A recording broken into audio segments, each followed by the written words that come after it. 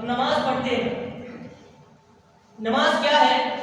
ہم پر فرض ہے، سب جانتے ہیں، تو نماز کو نہ فرض سمجھ کر نہ پڑھیں۔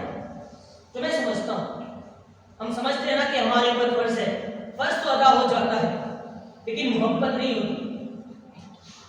جب ہم نماز محبت سے پڑھیں گے نا،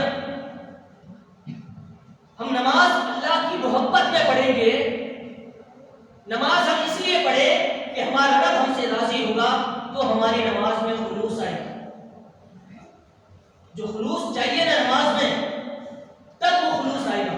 محبت کے ساتھ پڑھیں، اور محبت نہ ادا نہیں کیا جاتا، محبت کو نبھایا جاتا ہے، چاہے حالات جیسے بھی ہو، اچھے ہو برے ہو، موسم سازگار ہو نہ ہو، آندھی ہو بارش ہو، دھوپ ہو گرمی ہو سردی ہو، چاہے جیسے بھی ہو، آندھی طوفان آ جائے، لیکن جب محبت کی جاتی ہے نا تو محبت کو نبھائی جاتی ہے۔ یہ موسم سردی گرمی آندھی طوفان یہ نہیں دیکھا جاتا۔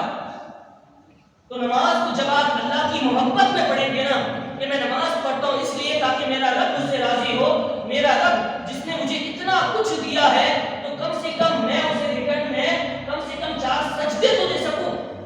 جب آپ یہ سوچ کر نماز پڑھو گے نا تو پھر آپ کو فجر کے وقت اٹھنا مشکل نہیں لگے گا۔